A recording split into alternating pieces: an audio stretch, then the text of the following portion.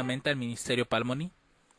El día de hoy nos gustaría compartir con ustedes esta nueva serie que hemos titulado El último presidente de la Iglesia Adventista del Séptimo Día y los Estados Unidos de América. Y el primer estudio que vamos a ver será eventos internos y externos. Antes de comenzar con nuestra oración y con nuestro estudio, necesitamos darles a conocer algunos temas que es necesario tener un conocimiento de ellos, puesto que se hará mención de estos temas, pero no vamos a interpretarlos. Es decir, vamos a asumir de que ya estos temas ya se han estudiado en algún momento y simplemente vamos a hacer mención de ellos, los vamos a unir a este estudio. Entre los temas que es necesario conocer pues son los 7 sellos, las 7 iglesias, las trompetas, Apocalipsis 17, Daniel 7, Daniel 8, Daniel 11, el 9-11 que viene siendo el 11 de septiembre del 2001, la caída de las Torres Gemelas, y también movimientos de reforma, es decir, la línea de Noé, la línea de Moisés, de Gedeón, de Juan, de Jesús y de Miller. Y tener un poco de conocimiento, aquí sí no se requiere tanto, pero tener un conocimiento acerca de la historia de los reyes de Judá e Israel. Va a ser importante porque todos estos temas van a ser mencionados en este estudio a lo largo de esta serie. Son 5 temas los que vamos a ver y en cada tema, en la descripción de este video, vamos a dejar el enlace para que puedan descargar las notas del estudio, para que tengan las citas y las tablas de los presidentes de Estados Unidos, de los presidentes de la Asociación General y de los reyes que ha tenido Judá y los reyes que ha tenido Israel. Y bueno, teniendo en mente esto, pues vamos a hacer una oración para que el Espíritu de Dios nos dirija a nuestro estudio. Vamos a orar. Padre Celestial, gracias te damos en este día por cada bendición derramada en nosotros. Te rogamos, oh Padre, por favor, que nos puedas dirigir en nuestro estudio, que nos puedas guiar a toda verdad, que tus ángeles nos acompañen, Señor, para que podamos hacer una buena interpretación de tus palabras. Danos entendimiento, danos sabiduría, oh Dios. Te lo pedimos no en nuestros méritos, sino en los méritos de Cristo Jesús. Amén. Bueno, una de las cosas que me gustaría dejar en claro y sobre todo mencionar desde un principio antes de poder adentrarnos en este tema es una cita que he utilizado mucho en otros temas y me gusta utilizarla porque es necesario entender que la historia se repite. Muchos aceptan hasta cierto punto que hay una repetición de la historia, pero cuando se muestra la historia de cada generación y hay un parecido increíble entre ellas, terminan negándolo. Entonces, esto da a entender que no del todo creen que la historia se repite. Por eso es que siempre hago hincapié en esta parte, de que hay una repetición increíble de la historia en cada generación. Y la cita que siempre utilizo es la de Eclesiastés 1, del 9 al 11. Lo que fue es lo que será, y lo que ha sido hecho es lo mismo que será, y nada hay nuevo debajo del sol. ¿Hay algo de que se pueda decir, he aquí esto es nuevo? Ya fue en los siglos que nos han precedido. No hay memoria de lo que precedió, ni tampoco de lo que sucederá. Habrá memoria en los que serán después. Lo que nos dice aquí el predicador de Eclesiastés es que ya no hay nada nuevo que vaya a suceder en el futuro. Todas las cosas que han sido en el pasado, por ejemplo en las historias de Jesús, en las historias de Noé, de Moisés, de Elías, de Gedeón, en cada una de esas historias van a suceder en el futuro. Todas son iguales, todas son parecidas. Por eso es que hablábamos dentro de los temas que es necesario conocer eran los movimientos de reforma, porque cada línea de reforma en la que Dios ha estado presente, Dios ha seguido la misma línea, los mismos eventos o los mismos hitos. Siempre Dios se ha manejado a través de esa forma de trabajo. Por eso es importante entender esto, que hay una repetición de la historia. Ahora, otra cita que vamos a leer antes de comenzar nuestro estudio es Daniel capítulo 2, versos 19 al 22. Entonces el secreto fue revelado a Daniel en visión de noche, por lo cual bendijo Daniel al Dios del cielo. Y Daniel habló y dijo, sea bendito el nombre de Dios desde la eternidad hasta la eternidad, porque suya es la sabiduría y el poder. Y él cambia los tiempos y las sazones, quita reyes y pone reyes, da la sabiduría a los sabios y la ciencia a los entendidos. Él revela lo profundo y lo escondido, conoce lo que está en tinieblas, y la luz mora en él. Voy a utilizar este texto para hacer la siguiente pregunta. Si Dios en el pasado, cuando estaba dirigiendo a su pueblo, al pueblo de Israel, Dios siempre le mostró a su pueblo las cosas que harían los reyes, no solo internamente, sino externamente, es decir, los reyes de las naciones. Si Dios siempre le dijo a su pueblo cómo iban a actuar estos reyes, ¿no será posible que también a nosotros Dios nos esté ilustrando o nos esté diciendo hoy en día qué harán los reyes de la tierra? Claro que hoy en día pues no les llamamos reyes, sino más bien les llamamos presidentes. ¿Será posible que, así como Dios dirigió a Israel en el pasado, mostrándole lo que harían los reyes, tanto de su nación como de las naciones extranjeras, o de las naciones paganas, por así decirlo, será posible que también Dios en este tiempo nos dé entendimiento para comprender cuáles serán los presidentes que van a estar en el fin del tiempo? Yo creo que sí, porque si creemos que realmente la historia se repite, y si sabemos, por ejemplo, sabemos que en el caso, digamos, de Nabucodonosor, Israel ya sabía lo que iba a hacer Nabucodonosor en Jerusalén. También Dios le había mostrado lo que iba a hacer Ciro, cómo iba a liberar a su pueblo, etcétera. Entonces vemos realmente que Dios le dijo a Israel lo que harían los reyes de la tierra. Solamente por mencionar estos dos ejemplos, puede ser que haya muchos en la Escritura, pero Dios siempre le ha dicho a su pueblo lo que los reyes, no solo de su nación, sino también los de otras naciones harían con ellos. Así también creo yo que en este tiempo Dios nos puede ilustrar a través de esas historias lo que harán los presidentes, no solamente de nuestra iglesia, sino también los presidentes, en este caso de las naciones, ¿no? Del mundo, del poder político. Ahora, el tema de nuestro estudio dijimos que era eventos internos y externos, y vamos a ver a qué nos referimos con ese concepto o ese tema, eventos que son internos y eventos que son externos, y para ello vamos a utilizar los sellos y las iglesias. Entendemos que los sellos, bueno, son 7, pero el primero de los sellos sabemos que es un caballo blanco. Después de este caballo blanco viene el segundo sello, y con él viene un caballo rojo. Enseguida el tercer sello es un caballo negro, y el cuarto es un caballo amarillo. Y estos nos representan eventos externos, porque son cosas que ocurren fuera de la iglesia. Incluso si pusiéramos atención, por ejemplo, en el quinto o en el sexto sello, habla de cosas que iban a suceder en la naturaleza, es decir, fuera de la iglesia, sol, luna, estrellas. Ahora, también sabemos que estos primeros 4 sellos, no los 7, sino los primeros 4 sellos, están en paralelo con las primeras 4 iglesias. Sabemos que la primera pues es Éfeso, la segunda es Esmirna, la tercera es Pérgamo, y finalmente la cuarta es Tiatira. Y digo finalmente porque en cuestión de los paralelos, prácticamente los sellos y las iglesias en los primeros 4 están en paralelo, es decir, comienzan al mismo tiempo y terminan al mismo tiempo. Ya a partir del quinto sello y de la quinta iglesia ya es diferente el tiempo de inicio y el tiempo en que acaba. Pero sabemos, por ejemplo, que el caballo blanco representa la pureza del evangelio o la conquista en el mundo, o sea, una cuestión externa. Pero las 7 iglesias nos representan eventos internos, cosas que ocurren dentro de ella. En el caso de Éfeso, bueno, Éfeso estaba perdiendo su primer amor, pero externamente el evangelio estaba progresando y el evangelio se encontraba puro. Cuando pasamos al segundo sello y a la segunda iglesia, externamente había persecuciones. O sea, el caballo rojo mostraba la sangre de los mártires, y de manera interna Dios ya le había dicho a Esmirna que iba a padecer persecución, pero también le había mencionado que ella era una iglesia rica. A pesar de que se sentía pobre, Dios la consideraba rica en las cuestiones espirituales.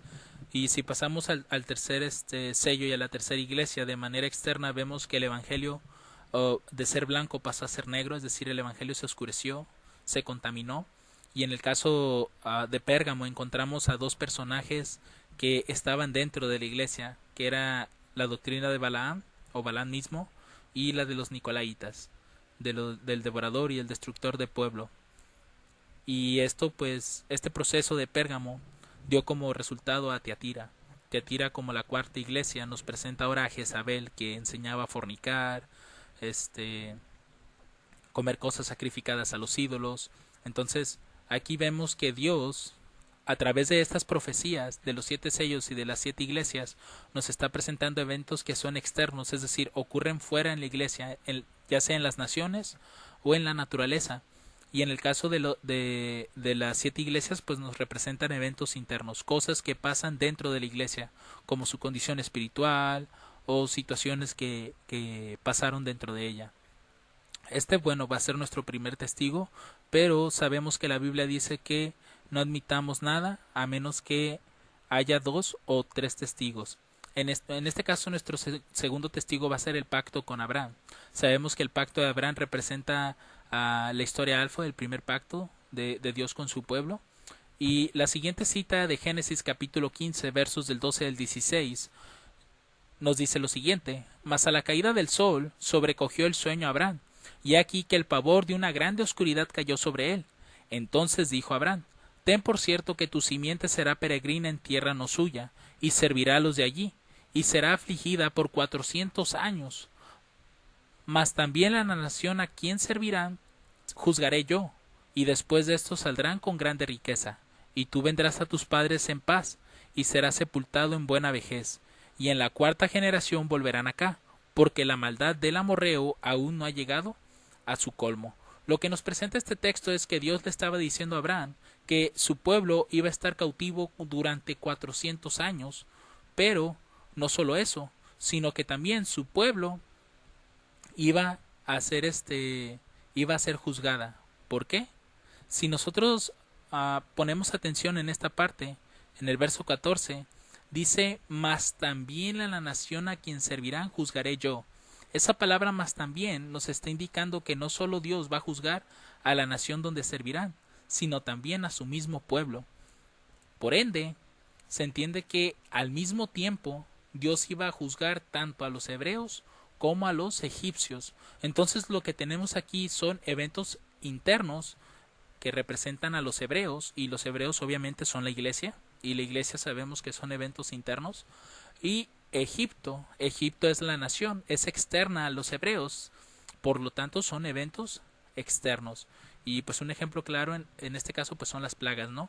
Ahora, el texto menciona que Dios iba a juzgar tanto a uno como a otro, tanto a los hebreos como a los egipcios, y esto lo podemos ver claramente en la 10ª plaga, puesto que la 10ª plaga cayó sobre todos, sobre los hebreos y sobre los egipcios.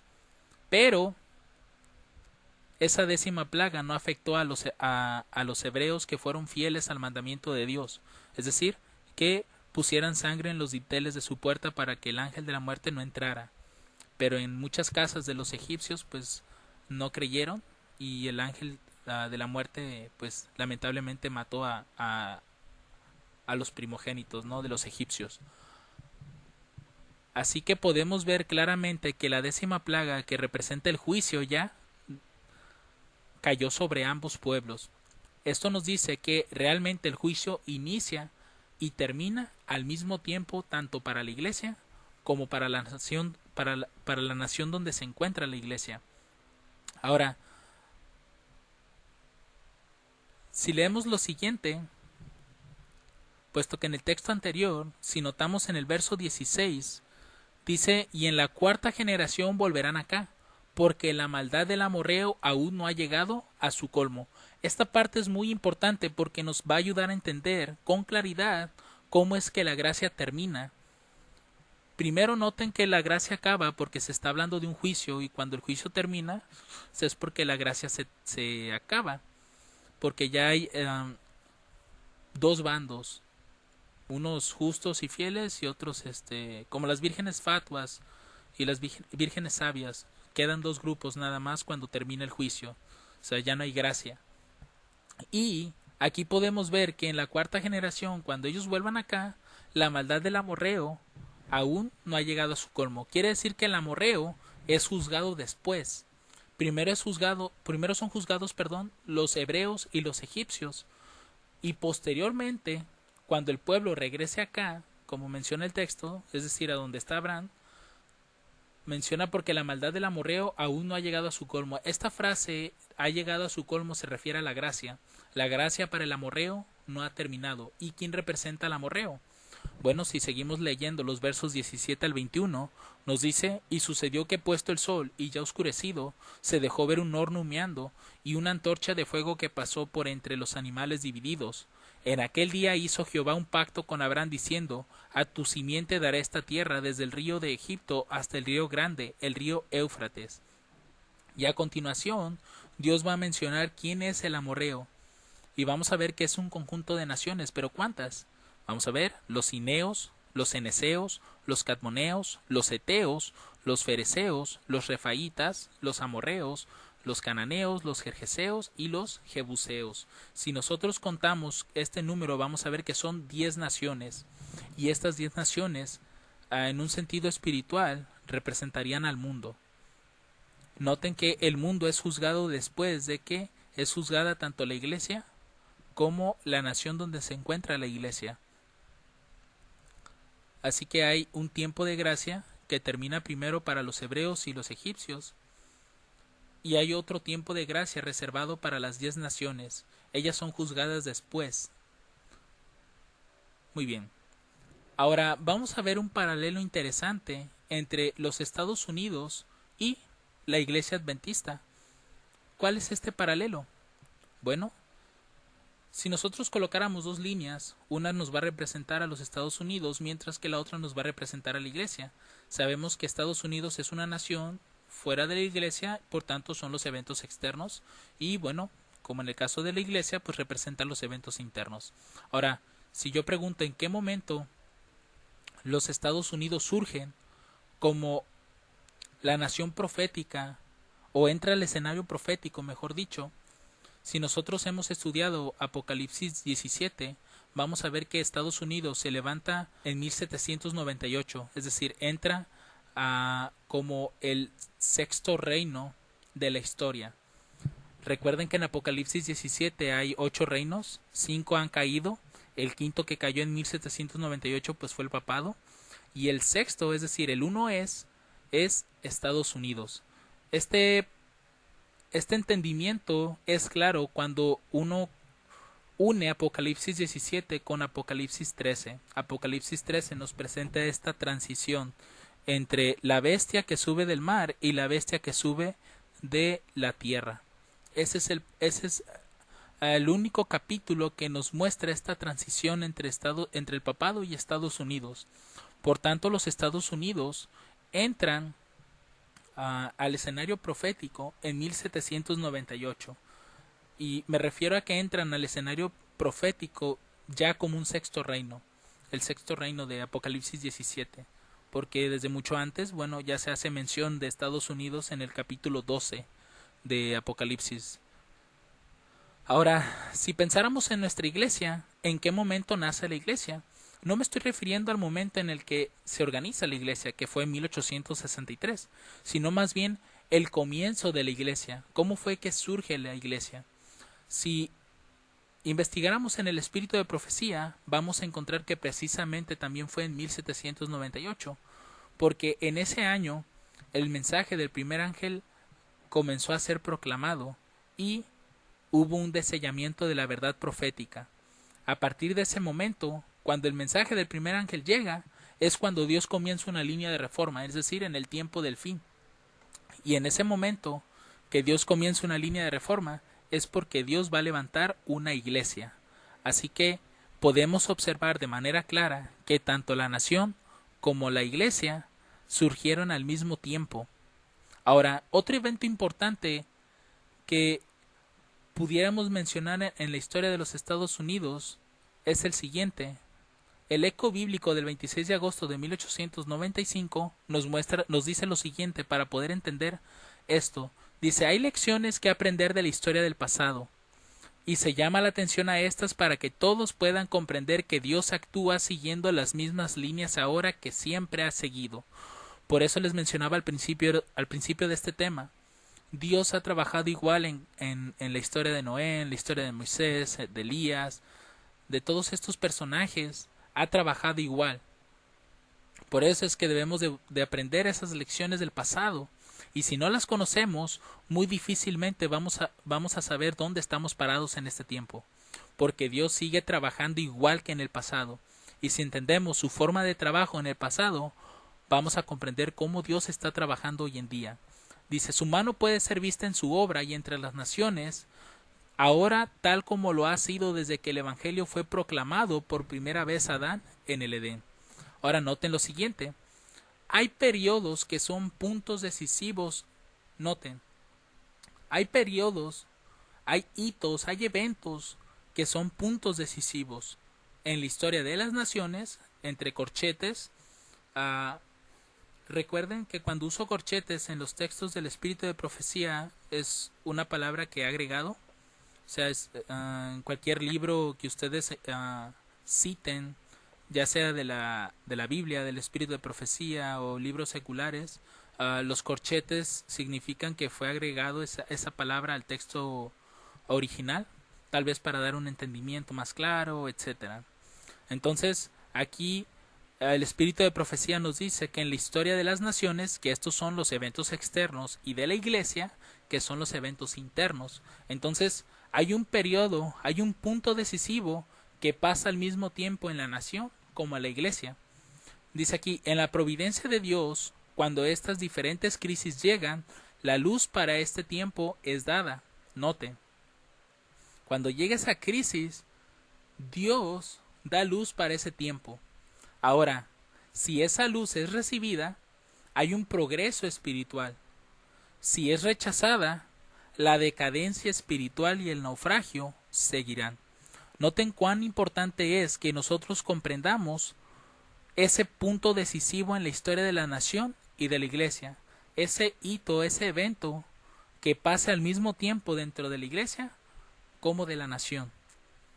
Porque cuando ocurre eso, hermanos, dice aquí que Dios da luz, luz especial para ese momento. Pero si esa luz es recibida, Dios promete que habrá un progreso espiritual en nosotros.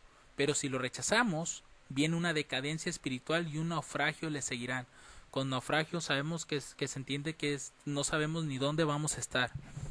Ahora, en la historia de la nación, en la historia de Estados Unidos, como dentro de la iglesia, si nosotros pensáramos en 1798, ese fue un punto de crisis. Tal vez no en Estados Unidos, pero sí en la historia, en este caso del papado. Y para ese tiempo, Dios dio luz. El mensaje del primer ángel fue desellado. Fueron deselladas las profecías de Daniel, profecías de Apocalipsis. Es decir, Dios envió luz para ese tiempo. Y aquellas personas que aceptaron esa luz, en este caso, por ejemplo, a través de Miller era el reformador de esa generación y Dios lo escogió. Y a través de él, Dios deselló muchísimas profecías que siempre habían estado ocultas para el pueblo de Dios. Las personas que aceptaron esa luz fueron alrededor de unas 50 en total ya cuando terminó ese proceso en 1844. Para ellas hubo un progreso espiritual, porque entendieron el sábado, la reforma pro salud, entre otros temas. Y aquellas que rechazaron esa luz cayeron en oscuridad y tinieblas, sufrieron un naufragio, y la Biblia los llamó Babilonia, las iglesias caídas. Entonces sí es importante poder reconocer estos eventos. Ahora, volviendo al caso de la nación y de la iglesia, hubo un evento muy importante que ocurrió al mismo tiempo tanto en la nación como en la iglesia, y este evento es precisamente el 9/11. El 9/11 entendemos que es el tercer ay. ¿Por qué el tercer ay? Porque el primer ay de las trompetas fueron los maometanos, el segundo ay fueron los otomanos, y ambos pertenecen al Islam. Si ustedes investigan quiénes eran los maometanos y los otomanos, van a encontrar que ambos pertenecen al Islam. Son hijos del Oriente, son hijos de Ismael. Entonces, si el primer ay fueron ellos y el segundo ay volvieron a ser ellos, por ende el tercer ay tienen que volver a ser ellos. Y precisamente en el 9/11, el atentado que ocurrió en Estados Unidos en las Torres Gemelas, fueron precisamente ellos nuevamente. Entonces aquí comenzó el tercer ay. Y en ese mismo año, a causa de ese ataque terrorista por parte del Islam, fue que se dio la ley patriota, que es muy parecido a una ley dominical, porque si en dado caso de que haya otro atentado, la ley patriota pues entra en vigor y todas las personas pierden sus derechos, pierden sus garantías, pierden sus libertades, en otras palabras. Y dentro de la iglesia, ¿será posible que haya pasado algo? Si es un punto decisivo en la historia de las naciones y de la iglesia, pues sí. Esta cita que van a leer a continuación la saqué de una página oficial de la iglesia. En las notas que van a poder descargar a través del enlace que les voy a dejar en la descripción, van a poder encontrar esa página. Todavía está vigente. En dado caso de que la iglesia la llegue a borrar o algo, por cuestiones de mantenimiento o no sé, yo descargué la página, lo descargué en un PDF, así que si alguien no puede consultar la página directamente, me puede hacer llegar un correo para yo enviarle el documento. Y bueno, lo que uno puede leer aquí es lo siguiente: la Iglesia Adventista Mundial creó la Comisión Internacional de Educación Ministerial y Teológica, por sus siglas en inglés IBMTE, en septiembre de 2001. Noten que fue el mismo mes y el mismo año del atentado. Dice, con el propósito de proporcionar una orientación y normas generales respecto de la formación profesional de pastores, evangelistas, teólogos, docentes, capellanes y otros empleados denominacionales que participen en la formación ministerial y religiosa o, noten, formación espiritual en cada una de las 13 regiones de la iglesia en todo el mundo. Entonces, lo que se introdujo en la iglesia en septiembre del 2001 fue la formación espiritual, hermanos. La formación espiritual pasó a formar parte de nuestra iglesia el septiembre del 2001. Y sabemos que la formación espiritual fue creada por Ignacio de Loyola, el creador de la orden de los jesuitas, en la cual pues enseñan meditaciones, oración contemplativa, meditaciones, ejercicios para aparentemente tener un progreso espiritual, cosas que te llevan a no creer en Cristo como tu sustituto, o como el tema de Waggoner y Jones acerca de la justificación por la fe. Es decir, aparta todo eso y te hace creer la formación espiritual, que tú mismo puedes alcanzar la santidad o la justicia a través de ejercicios, negando la obra de Cristo, en otras palabras. Así que esto, hermanos, en lugar de ser un progreso espiritual para la iglesia, pasó a ser un naufragio. Entraron tinieblas a la iglesia. Hubo un retraso en este punto de la historia de la iglesia, y pasó exactamente el mismo mes y el mismo año del atentado de las Torres Gemelas. Por tanto, esto no es una simple casualidad que haya pasado al mismo tiempo. Y si pensamos en un último evento en la historia tanto de la nación como de la iglesia, pues es prácticamente la ley dominical. Dice, cuando nuestra nación promulgue leyes en sus concilios legislativos para comprometer la conciencia de los hombres en cuanto a sus privilegios religiosos, imponiendo la observancia del domingo y usando un poder opresivo contra los que guardan el día de reposo del séptimo día, la ley de Dios será sin duda invalidada en nuestro país, y a la apostasía nacional seguirá la ruina de la nación. Noten este punto. En el tiempo cuando la apostasía sea nacional, cuando los dirigentes del país, obrando de acuerdo con el plan de acción satánico, se alisten junto al hombre de pecado, entonces se colmará la medida de la culpa. La apostasía nacional es la señal para que ocurra la ruina nacional.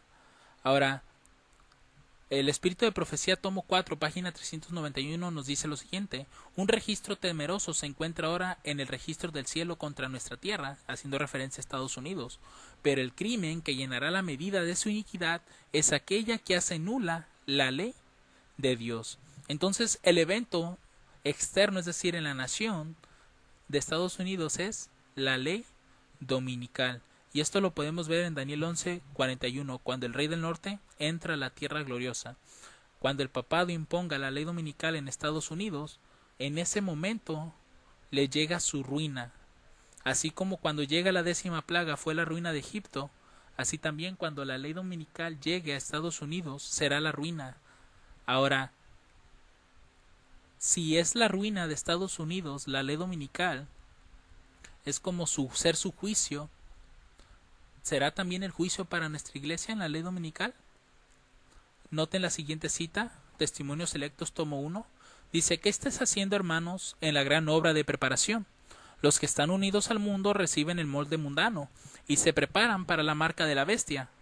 Pero los que han perdido toda confianza en su egoísmo y se humillan ante Dios y purifican sus almas obedeciendo a la verdad, reciben el molde celeste y se aparejan para recibir el sello de Dios en sus frentes.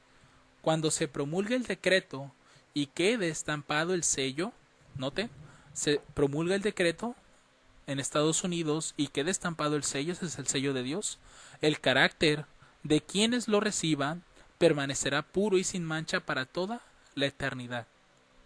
Entonces, en ese momento, en la ley dominical hay un cierre de gracia para nuestra iglesia. Porque recuerden que en el pacto de Abraham, los hebreos y los egipcios fueron juzgados al mismo tiempo, ambos recibieron el juicio al mismo tiempo. En este caso, el juicio para Estados Unidos es la ley dominical, porque le va a venir su ruina cuando quite la ley de Dios. Y al mismo tiempo nuestra iglesia es juzgada, es decir, su gracia se le cierra. Pero al amorreo, a las 10 naciones, como en la historia de Abraham, ellas todavía no han llenado no han llegado a su colmo. Por eso es que ellas son reservadas, en este caso el mundo, los gentiles, son reservados de la ley dominical hasta que Miguel se levante. Ese es el tiempo de gracia para ellos. Pero al adventismo se le habrá acabado en la ley dominical. Y de ahí en adelante, el adventismo tiene que ir a predicar, en este caso, los adventistas fieles, obviamente, tienen que ir a predicar el mensaje del tercer ángel a las naciones, porque ha llegado su momento. Una vez que ya hemos visto el paralelo que existe entre Estados Unidos y la iglesia, ahora vamos a ver un paralelo que hay entre Estados Unidos y Medo-Persia, y gracias a este paralelo nosotros vamos a poder comprender quién será el último presidente que tendrá Estados Unidos. Apocalipsis 13:11 nos dice lo siguiente: después vi otra bestia que subía de la tierra, y tenía 2 cuernos semejantes a los de un cordero, pero hablaba como un dragón. Sabemos que esta bestia que sube de la tierra son los Estados Unidos de América, y estos 2 cuernos semejantes a los de un cordero representan al republicanismo y protestantismo, de acuerdo al conflicto de los siglos. Y en el caso de Medo-Persia, Daniel 8:4 nos presenta lo mismo. Nos dice que vio que el carnero hería con los cuernos al poniente, al norte y al sur, y que ninguna bestia podía mantenerse de pie delante de él, ni había quien librara de su mano, y hacía conforme a su voluntad, y se engrandecía. Esta bestia, este carnero, también tenía 2 cuernos, y estos 2 cuernos representaban a los medos y a los persas. Por lo tanto, nosotros sí podemos hacer un paralelo, porque tienen semejanzas. Tanto Estados Unidos tiene 2 cuernos, como Medo-Persia tiene 2 cuernos. Además de que, entre otras cosas, sabemos que en el caso de Medo-Persia, al inicio, es decir, cuando sube al trono, él ayuda al pueblo de Dios, lo libera de Babilonia y le permite regresar a su pueblo, es decir, apoya al pueblo de Dios. Pero posteriormente, por ejemplo, en la historia de Asuero, aunque también se puede ver en la historia de Darío, pero más en la de Asuero, El edicto que emitió era una ley dominical, es decir, emitió una ley para exterminar a los judíos de todo el reino. De la misma manera, Estados Unidos en un principio ayudó al pueblo de Dios a poder huir de la bestia que sube del mar. Pero posteriormente, dice aquí el texto, va a hablar como un dragón. En algún punto Estados Unidos va a imponer la ley dominical y va a perseguir al pueblo de Dios. En un principio no lo hizo, de la misma manera que lo hizo Medo-Persia, no persiguió al pueblo de Dios. Luego, pero después lo hará. Así que podemos ver un paralelo claro entre estas dos bestias. Ahora, Daniel 11, versos 1 al 2, que entendemos que Daniel 11 es parte de este tiempo, es decir, sobre todo los últimos 6 versículos se están desellando para nuestra generación. Se lee lo siguiente: en el año primero de Darío el Medo, yo estuve para animarlo y fortalecerlo. Y ahora yo te mostraré la verdad. Aquí está hablando Gabriel. He aquí que aún habrá 3 reyes en Persia, y el cuarto será de grandes riquezas más que todos, y fortificándose con sus riquezas, incitará a todos contra el reino de Grecia. ¿En qué momento? Porque Gabriel aquí está dándole una profecía a Daniel. ¿En qué momento o después de quién se iban a levantar estos 3 reyes más el cuarto? Sabemos que el capítulo 11 apenas es el desarrollo de la visión, pero en el capítulo 10 es el comienzo de esta visión. Y en el versículo 1 nos dice que esta visión le fue dada a Daniel en el 3er año de Ciro, rey de Persia. Fue revelada palabra a Daniel, cuyo nombre era Belsasar, y la palabra era verdadera, mas el tiempo fijado era largo, pero él comprendió la palabra y tuvo inteligencia en la visión. Esto quiere decir, hermanos, que después de Ciro se levantarían 3 reyes en Persia, y se levantaría también un cuarto rey. ¿Esto quiere decir que ya no hubo reyes después del cuarto? No es que no iba a haber más reyes después del cuarto. Sí hubo. Si ustedes investigan en la historia de Medo-Persia, van a encontrar que después de este cuarto rey que se presenta aquí en la profecía, hubo otros más o menos 9 reyes, si no mal recuerdo. ¿Quiere decir que Dios se equivocó? ¿No conoció bien la historia de Persia? No. Simple y sencillamente, para Dios, estos 4 reyes que siguieron después de Ciro forman parte de la profecía. Son los que tienen relevancia profética, por así decirlo. Son los que Dios eligió para representar a los últimos presidentes que iba a tener Estados Unidos. Pero, ¿dónde podemos colocarlo o en qué momento podemos hacer el conteo? Aquí la clave es que esta visión fue dada en el 3er año de Ciro, y cuando comienza el capítulo 11 nos dice Gabriel que también estuvo en el 1er año de Darío. Con esto nosotros debemos de identificar cuáles son estos años de los que habla Gabriel. Si nosotros colocamos en una línea la historia de Babilonia, sabemos que Babilonia se levanta en el año 609 a.C. y sabemos también por la historia y por la profecía que 2 años después del año 609, cuando se levanta Babilonia, en el año 607, en el reinado de Joacim, vino Nabucodonosor y se llevó cautivo al pueblo.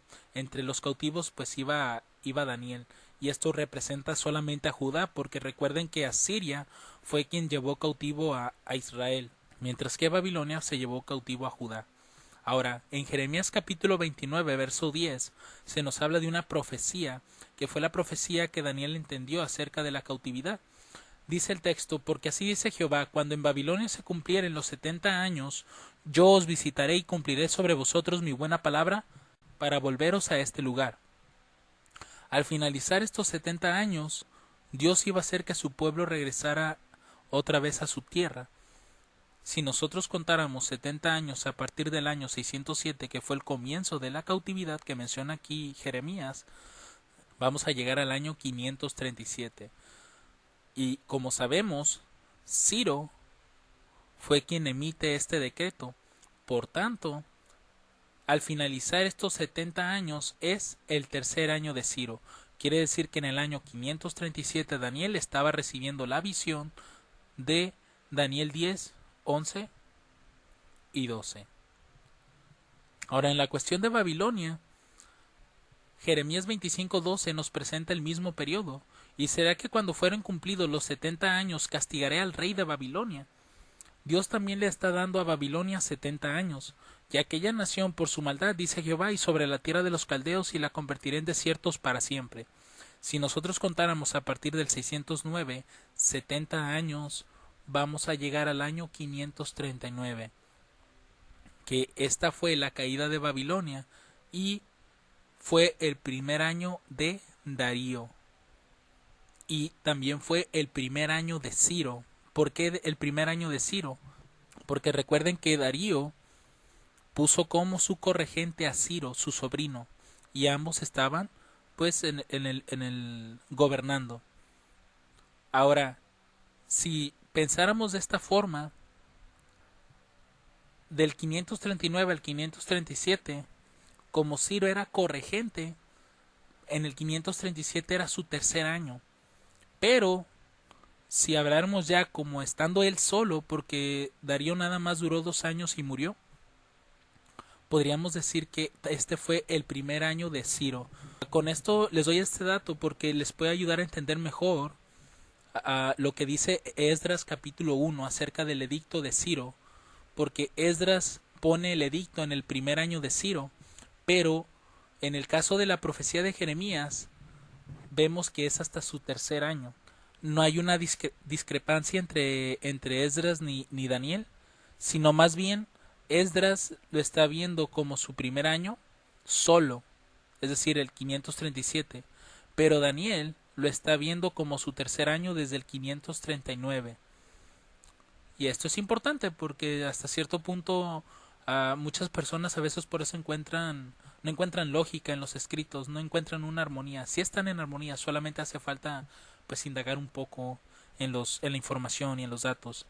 Entonces, nada más para resumen o para concluir este dato, Esdras capítulo 1 nos habla del edicto para liberar a los judíos y que ellos puedan volver a su tierra, porque recuerden que la profecía de los 70 años dice que Dios haría volver a su pueblo otra vez, y los 70 años terminaron en el 537, y mencionaba Esdras que fue en el primer año de Ciro.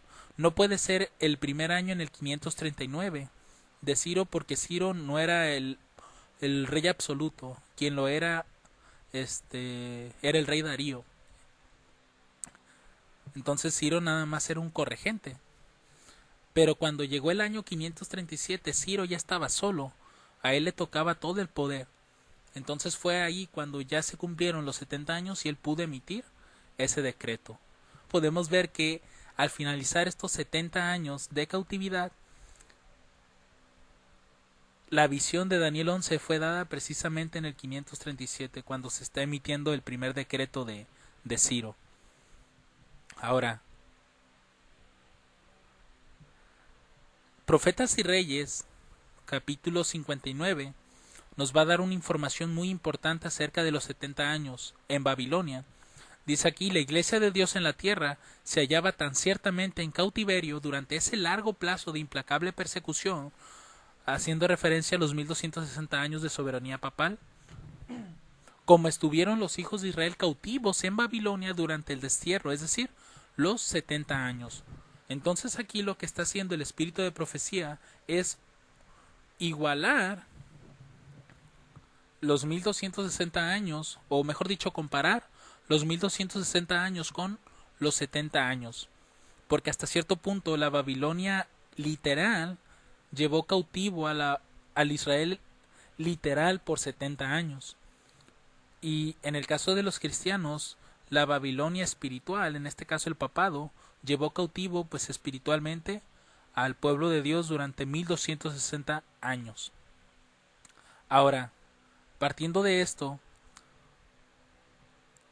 si al finalizar los 1260 años sabemos que fue en el año 1798 y la hermana White junto con varios pioneros identificaron a este periodo o a este evento como el tiempo del fin, es decir, los 1260 al terminar en 1798 hicieron que 1798 se convirtiera en el tiempo del fin.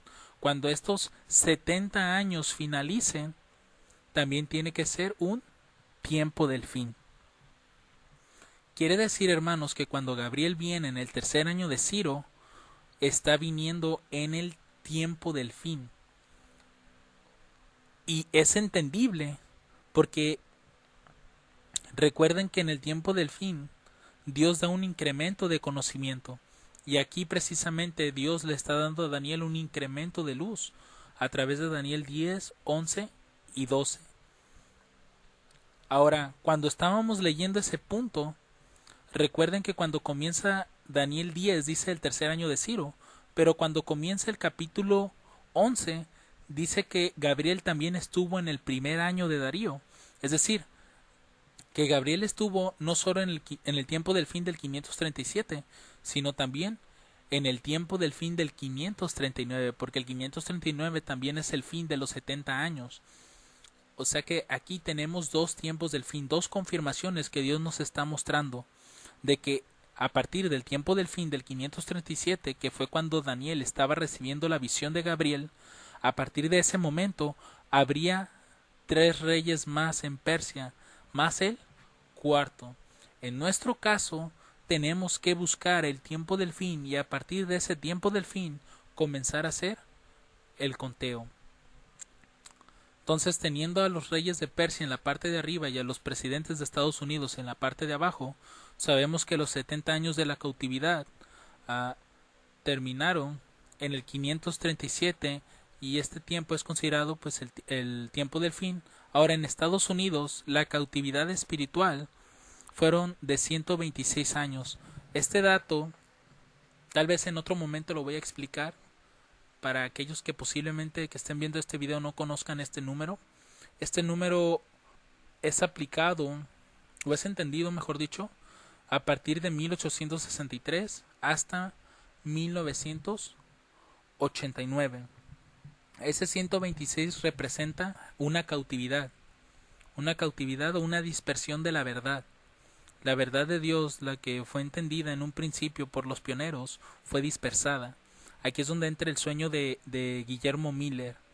Para aquellos que quizás han escuchado hablar acerca de este sueño, se encuentra en primeros escritos, y aquí es donde se puede aplicar en esa historia, de 1863 hasta 1989. Hay un total de 126 años, y al finalizar estos 126, pues, terminan en 1989, siendo este año, pues, el tiempo del fin. Quiere decir que a partir de este tiempo del fin, es donde vamos a comenzar a contar a los presidentes. Ahora, quizás alguno se pregunte, ¿por qué no los empezamos a contar desde 1798? Una de las razones por las que no podemos comenzar ahí el conteo de los presidentes es por el simple hecho de que 1798 fue el tiempo del fin, pero para la penúltima generación, no para la última. Nosotros somos la última generación, entonces tendríamos que aplicar esta profecía a partir de nuestro propio tiempo del fin. Este tiempo del fin pues está mostrado en Daniel 11 verso 40. En ese versículo hay dos tiempos del fin. Un tiempo del fin para los mileritas, que fue 1798, cuando dice que el rey del sur se levanta contra el rey del norte. Esto es Francia levantándose contra el papado. Y en ese mismo versículo después dice que el rey del norte se levantará contra el rey del sur con como una tempestad, carros, gentes de caballo y muchas naves.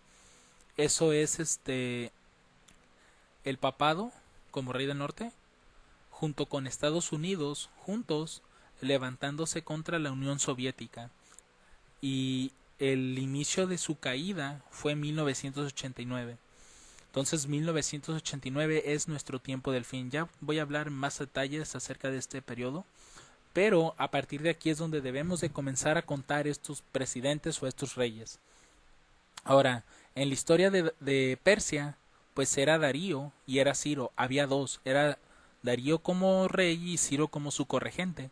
En 1989 estaba Ronald Reagan, él era el presidente de Estados Unidos, pero su vicepresidente, que podríamos decir que era como una especie de corregente, era George H.W. Bush.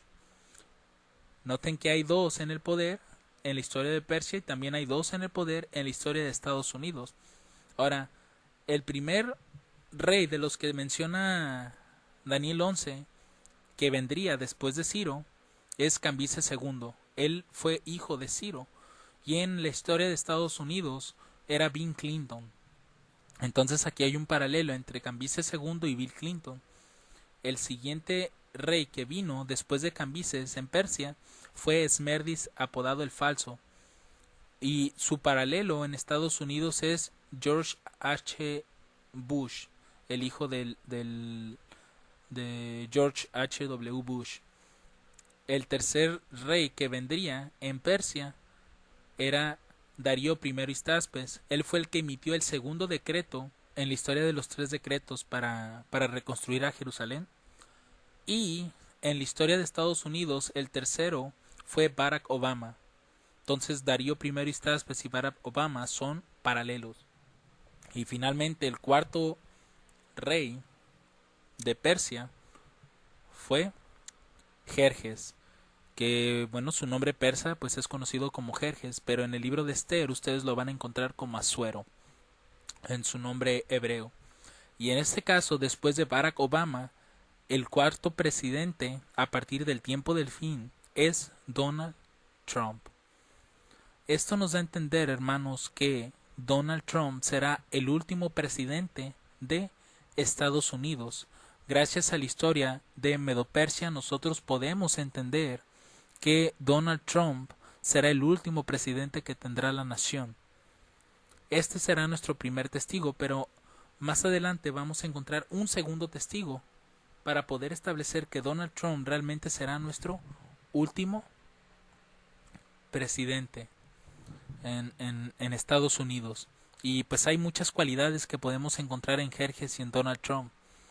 En este caso podemos entender que Jerjes fue el que emitió la ley dominical en su generación, en su historia, cuando emitió el decreto para exterminar a todos los judíos.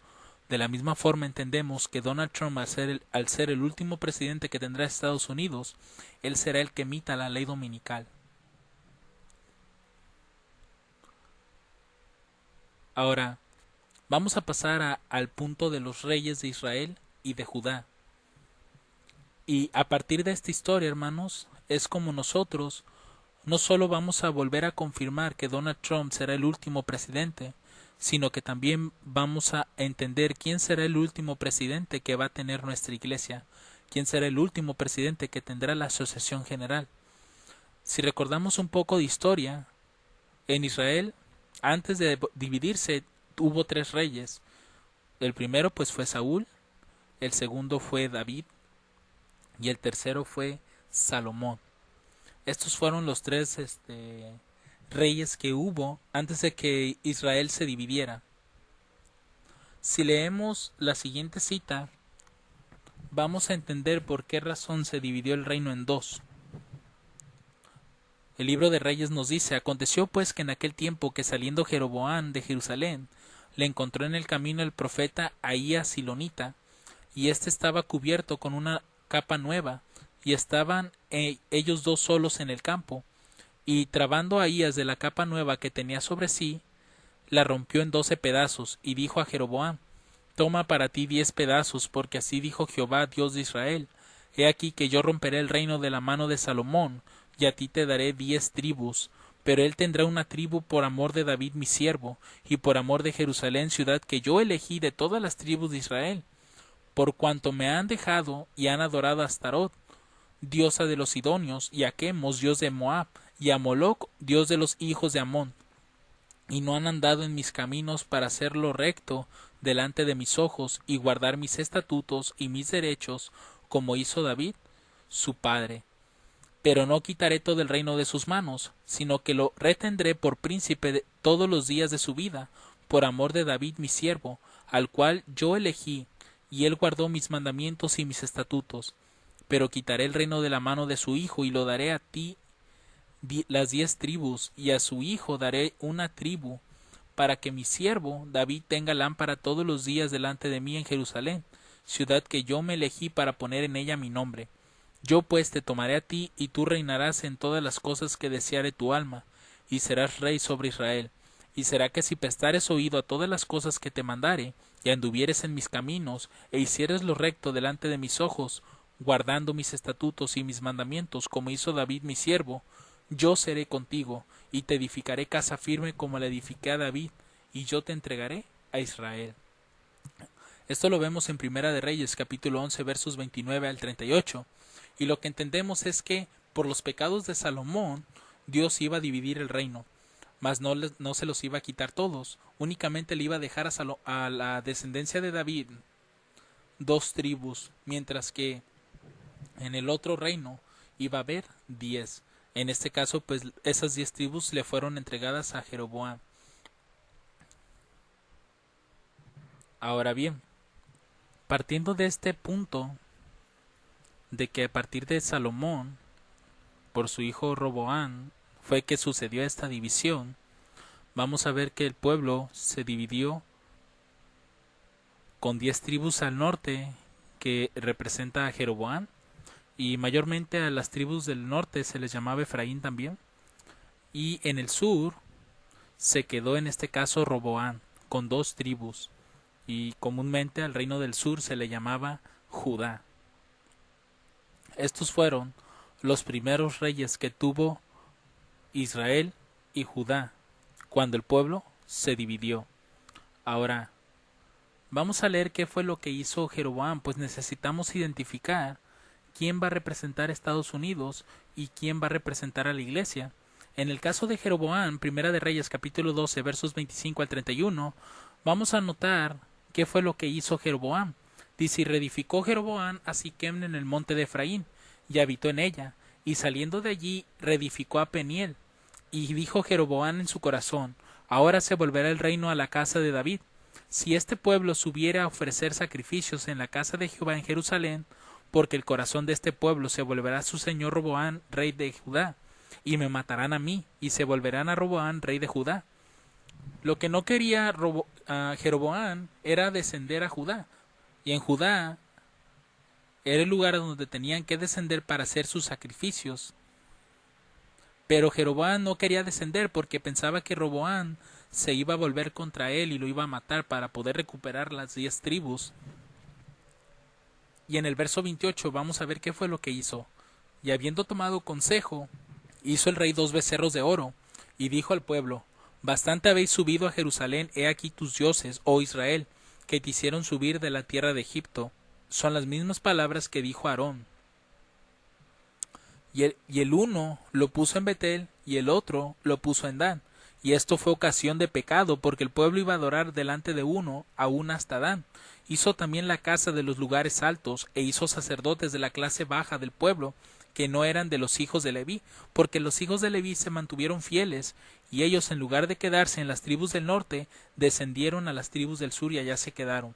Por eso es que Jeroboam tuvo que instituir sus propios sacerdotes.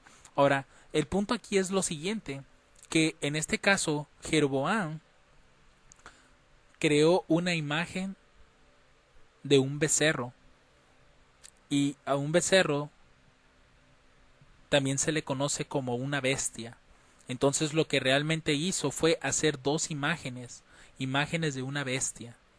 Y uno lo puso en Betel, que significa casa de Dios, y el otro lo puso Dan, que significa juicio o juzgado. Ahora, ¿qué otra cosa hizo Jeroboam para poder entender a quién va a representar a Israel en el norte, Efraín?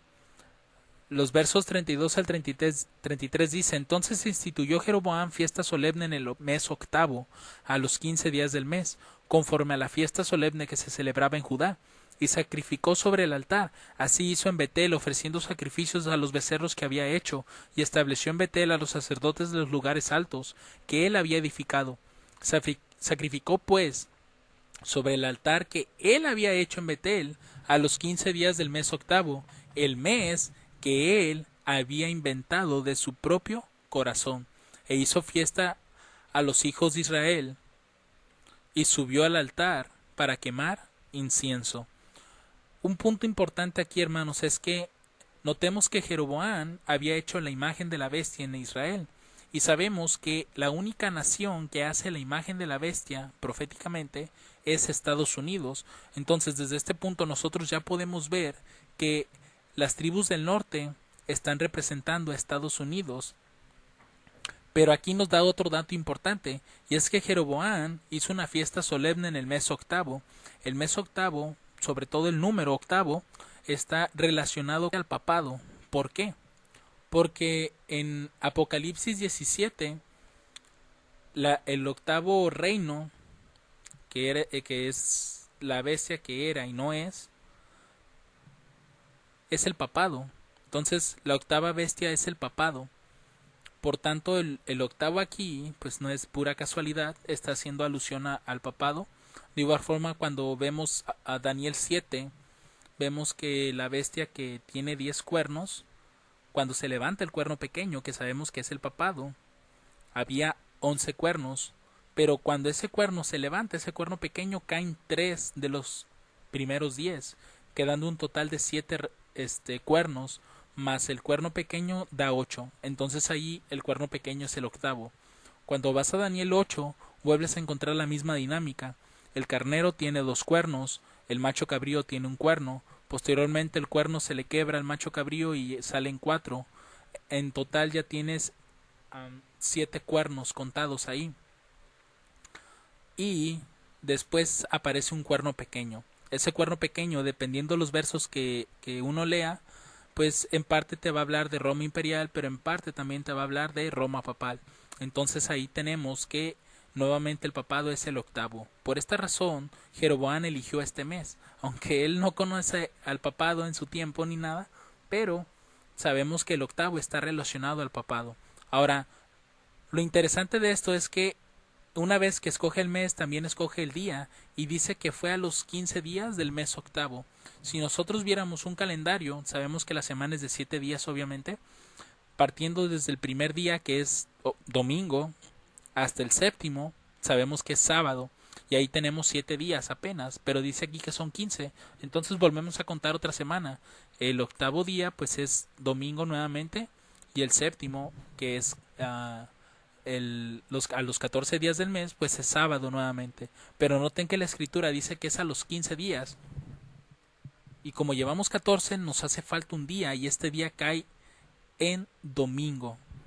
Entonces, lo que estamos viendo aquí es que Efraín o Jeroboam instituye la imagen de la bestia e impone un día de adoración, la ley dominical. Por lo tanto, vamos a entender o asumimos que Jeroboam, junto con sus 10 tribus y todos los reyes que vinieron después, están representando a los presidentes de Estados Unidos y nos van a representar los eventos externos a la iglesia. Ahora, en el caso del sur, Esdras capítulo 1, versos del 1 al 3 y el verso 5, dice que en el primer año de Ciro, rey de Persia, para que se cumpliese la palabra de Jehová por boca de Jeremías, Jehová despertó el espíritu de Ciro, rey de Persia, el cual hizo pregonar por todo su reino, y lo puso también por escrito, diciendo: así ha dicho Ciro, rey de Persia: Jehová, Dios de los cielos, me ha dado todos los reinos de la tierra, y me ha mandado que le edifique casa en Jerusalén, que está en Judá. ¿Quién hay entre vosotros de todo su pueblo, sea Dios con él, y suba a Jerusalén que está en Judá, y edifique la casa a Jehová, Dios de Israel? Él es el Dios, la cual está en Jerusalén. Entonces se levantaron los jefes de las familias de Judá y de Benjamín, y los sacerdotes y levitas, todos aquellos cuyo espíritu despertó Dios para subir a edificar la casa de Jehová, la cual está en Jerusalén. Una vez que el pueblo de Dios retorna en este caso a Jerusalén, para nosotros poder identificar o poder comprobar, mejor dicho, que Judá va a representar, Judá y sus reyes van a representar a la iglesia y a sus presidentes, debemos entender quién es la tierra gloriosa, y lo haremos a través de las profecías de las 2300 tardes y mañanas y de las 2520 o los 7 tiempos. En el caso de las 2300 tardes y mañanas, pues era Judá literal. Sabemos que Judá literal regresó a través del edicto de Artajerjes en el otoño. Fue cuando este edicto entró en vigor en el año 457 antes de Cristo. A partir de aquí, la Jerusalén literal es la tierra gloriosa. Eso significa TG. Entonces, 2300 años más tarde, esta profecía no termina en Jerusalén, en la tierra gloriosa. Porque recuerden que el pueblo de Dios dejó de ser su pueblo, el Israel, dejó de ser su pueblo en el año 34. Entonces Dios pasa el evangelio a los gentiles y ellos son su nuevo pueblo. Y este pueblo llega Judá espiritual, que es la iglesia adventista del séptimo día, no llega a Jerusalén otra vez, pero sí llega en la temporada de otoño. El 22 de octubre de 1844 llega a Estados Unidos. Estados Unidos, hermanos, es la tierra gloriosa. Porque esta profecía inicia con el Judá literal, pero termina con el Judá espiritual. Inicia con Jerusalén literal, pero acaba con Estados Unidos. Estados Unidos es la tierra gloriosa de este tiempo. Y esto lo podemos comprobar también con las 2520. Las 2520 también inician con Judá literal en otoño en el año 677 con el exilio de Manasés, y el exilio de Manasés pues se dio en Jerusalén.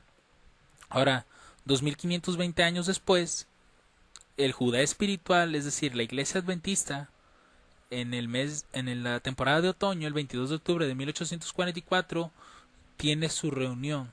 Dios reúne a su Israel espiritual en Estados Unidos. Y aquí también, como un segundo testigo, podemos comprobar o establecer que Estados Unidos es la nueva tierra gloriosa. Ya no es más Jerusalén la tierra gloriosa, sino Estados Unidos. Partiendo de esto, otro punto importante es que en Judá se quedó el santuario, y dentro del santuario estaba la Shekinah, y dentro de la Shekinah se encontraba la ley de Dios, y la ley de Dios representa el pacto. Y junto con ella pues estaba la vara de Aarón, el sacerdocio y el maná. Entonces, realmente Roboam y sus reyes nos van a representar a la iglesia y sus presidentes, porque el pacto lo tuvo Judá, y ese mismo pacto se le entregó al adventismo en 1844. Ahora, en 1863, hermanos, fue la primera vez que nuestra iglesia tuvo presidentes, y el primer presidente que tuvo fue John Bayton. Este fue el primer presidente que tuvo la Asociación General. He escuchado en algunos comentarios que fue James White. Él no fue el primer presidente, puesto que él estaba promoviendo la organización de la iglesia. Entonces, si él quedaba como el presidente, pues muchos quizás iban a murmurar. Por eso él decidió no tomar la presidencia de la Asociación General en ese tiempo, y en su lugar colocaron a John Bayton. John Bayton fue el primer presidente, lo repito una vez más, de la Asociación General. ¿Y quién era el presidente de la nación en Estados Unidos en 1863? Pues era Abraham Lincoln. Si ustedes ven en la historia, o incluso si ven en las notas, Abraham Lincoln fue el presidente que se encontraba precisamente en 1863 junto con John Bayton. Ahora vamos a recorrer un poco el diagrama porque para tener un poco más de espacio. A partir de aquí nos podemos preguntar, ¿cuántos reyes tuvo Efraín o Israel?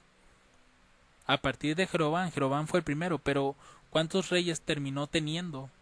Si ustedes revisan las notas que vienen en la descripción de este video, al final de las notas coloqué 3 tablas. Una tabla tiene todos los presidentes que ha tenido Estados Unidos. Otra tabla tiene todos los presidentes de la Asociación General. Y en la tercera tabla están todos los reyes que tuvo Efraín o Israel del Norte, y todos los reyes que tuvo Judá. Y si ustedes revisan las notas, Israel tuvo 19 reyes, siendo Oseas el número 19. En el caso de Judá, van a encontrar que fueron 20 reyes. Entonces, si estamos diciendo que Jeroboam, siendo el primer rey de Israel, su paralelo es Abraham Lincoln, ahora si decimos que que el paralelo de Roboam es John Beighton, y cada rey que tuvo Judá va a representar a cada presidente de la Asociación General. ¿Cuántos presidentes ha habido en la Asociación General?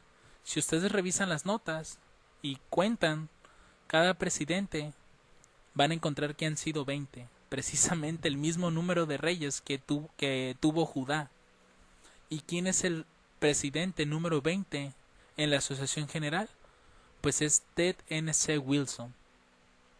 Quiere decir que Sedequías es un paralelo o es un tipo de Ted N.C. Wilson, o más conocido como Ted Wilson, porque él es el presidente número 20 que actualmente tiene la iglesia.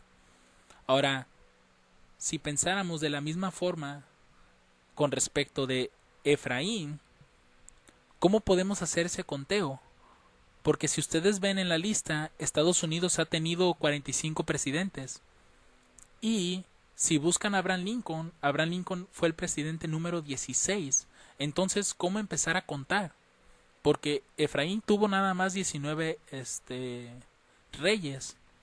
Una característica que nos presenta esta historia es que Abraham Lincoln fue el primer presidente republicano. Si ustedes buscan en la historia, los primeros 15 presidentes, ninguno de ellos fue republicano. A partir de Abraham Lincoln existe este partido político y se ha mantenido hasta este tiempo, porque en Estados Unidos únicamente hay dos partidos: está el republicano y está el demócrata. El republicano pues son considerados los conservadores y el demócrata son los liberales. Un dato importante aquí es que precisamente los republicanos, también hay un poco con los demócratas, pero los republicanos mayormente es dirigido por iglesias evangélicas, y sabemos que a través de la profecía estas iglesias son Babilonia, han caído desde 1844 por haber rechazado los mensajes del primer, segundo y tercer ángel. Entonces, cuando vemos la profecía o vemos los escritos del espíritu de profecía, entendemos que las iglesias protestantes son las que forman la imagen de la bestia. Entonces, la característica particular que vemos aquí es que Abraham Lincoln fue el primer presidente republicano. Y si nosotros tomamos la tabla de los presidentes y comenzamos a contar desde Abraham Lincoln hasta el último presidente que ha sido republicano, vamos a encontrar que también han sido únicamente 19 presidentes, siendo el número 19 Donald Trump. Con esto, hermanos, volvemos a confirmar con la historia bíblica que Donald Trump será el último presidente que tendrá Estados Unidos. Pero no solo eso, sino que también estamos confirmando que Ted Wilson será el último presidente que va a tener la Asociación General. ¿Por qué digo esto? Porque si ustedes van a la historia, después de Oseas ya no hubo otro rey. De hecho, las 10 tribus, cuando fueron llevadas cautivas, ya nunca regresaron. En el caso de Judá, pues sí regresó, pero bíblicamente ya no hubo reyes. Posiblemente si van a la historia, pues sí los hubo, ¿no? Como en el caso de Medo-Persia, pero para Dios no fueron relevantes. Únicamente Dios contó o mostró la historia hasta Sedequías, y después de él ya no hubo reyes que para Dios fueran relevantes en la profecía. Por lo tanto, Ted Wilson será el último presidente de la Asociación General y Donald Trump será el último presidente de Estados Unidos. Si nosotros leemos en el caso de Oseas, siendo un tipo de Donald Trump, Segunda de Reyes capítulo 17 versos 1 al 8 nos dice lo siguiente: en el año 12º de Acaz, rey de Judá, comenzó a reinar Oseas, hijo de Ela, en Samaria, sobre Israel, y reinó 9 años, e hizo lo malo ante los ojos de Jehová, aunque no como los reyes de Israel que antes de él habían sido. Contra éste subió Salmanasar, rey de Asiria, y Oseas fue hecho su siervo, y le pagaba tributo. Mas el rey de Asiria halló que Oseas conspiraba, porque había enviado embajadores a Sor, rey de Egipto, y no había pagado tributo al rey de Asiria, como lo hacía cada año, por lo que el rey de Asiria le detuvo y le aprisionó en la casa de la cárcel. Y el rey de Asiria invadió todo el país y subió contra Samaria y la sitió durante 3 años. En el año 9 de Oseas tomó el rey de Asiria Samaria y llevó a Israel cautivo a Siria y los puso en Hala y en Abor, junto al río de Gozán, y en las ciudades de los Medos. Esto aconteció porque los hijos de Israel pecaron contra Jehová su Dios, que los sacó de tierra de Egipto, debajo de la mano de Faraón, rey de Egipto, y temieron a dioses ajenos, y anduvieron en los estatutos de las gentes que Jehová había lanzado delante de los hijos de Israel, y en los que establecieron los reyes de Israel. Un punto importante aquí es que Oseas fue el último rey, y el pecado de Oseas pues lo llevó a este punto, o sea, que Dios permitiera que otra nación viniera, los invadiera y se los llevara cautivos. Y al rey que Dios eligió para hacer esta obra fue a Salmanasar, rey de Asiria. Asiria, hermanos, podemos considerarlo como el rey del norte, porque posteriormente vino Babilonia y conquistó Asiria, y Babilonia por eso se convierte en el rey del norte, y así sucesivamente.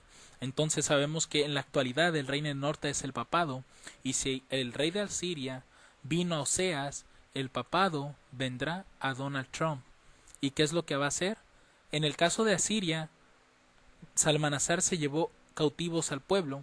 En este tiempo el papado no llevará cautivos literales, sino más bien será una cautividad espiritual. Es decir, va a implementar sus propias doctrinas. En este caso una de ellas la ley dominical, la observancia del falso día de reposo.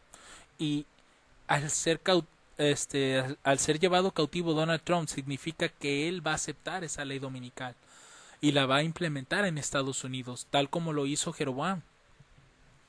Y posteriormente, una vez que Salmanasar vino a Israel, sitió Samaria por 3 años y la destruyó. De la misma forma, Estados Unidos, al aceptar la ley dominical y abolir la ley de Dios, vimos en el espíritu de profecía que después de esta apostasía a Estados Unidos le viene la ruina nacional. Entonces pasa lo mismo, si a Samaria se fue a ruina, Estados Unidos también se va a ir a ruina. Y este es el fin que tuvo Israel en el norte. Fue llevado por precisamente el rey del norte. Fue conquistado. Y eso es lo que vemos en Daniel 11, verso 41. Vemos al papado viniendo a Estados Unidos a conquistar la tierra gloriosa, que es precisamente son ellos, es Estados Unidos. Ya lo vimos con la profecía de las 2300 y las 2520. Ahora, este punto es importante porque vamos a usar este lenguaje en los próximos cuatro estudios.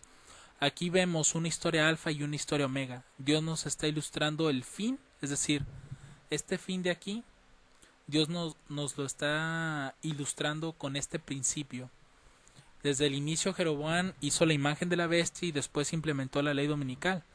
Y en el caso de Oseas, terminó siendo conquistado por Asiria y Samaria fue destruida. Así también en los días de Donald Trump, como ya vimos que él también es un paralelo de Jerjes, él impondrá la ley dominical. Pero antes de que le imponga, recuerden que primero él forma la imagen de la bestia. Él le da aliento a esta imagen. Es decir, les da hasta cierto punto autoridad a estas denominaciones cristianas que se van a unir para poder pedir ley dominical. Así que, hermanos, con este estudio podemos observar que Dios nos está trayendo esta luz en este tiempo para que nos preparemos, pues sabemos que Donald Trump puede estar en el poder, por así decirlo, 2 veces y ya lleva ya ya es su primera elección, pero él también se puede reelegir. Y sabemos que los presidentes en Estados Unidos pues duran 4 años. En otras palabras, estamos a través de este entendimiento que Dios nos está dando, podríamos ver que nos quedan escasos 6 años si es que en su infinita misericordia Dios permite que la ley dominical se dé cuando sea el último año de Donald Trump de su segunda reelección. Porque con esto entendemos, hermanos, que si Donald Trump no lo hace en su primera elección de imponer la ley dominical en Estados Unidos, pues lo va a tener que hacer en la segunda elección. En otras palabras, estamos entendiendo que si Donald Trump nuevamente se reelige, él va a ganar las elecciones. Él va a volver a ser presidente, el mismo pueblo lo va a volver a elegir. Y de la misma manera estamos entendiendo que Ted Wilson también él volverá a ser elegido, porque ambos presidentes, tanto de Estados Unidos como de la Asociación General, hay reelecciones el siguiente año, en el 2020. Entonces lo que estamos diciendo es que ambos van a volver a quedar como presidentes.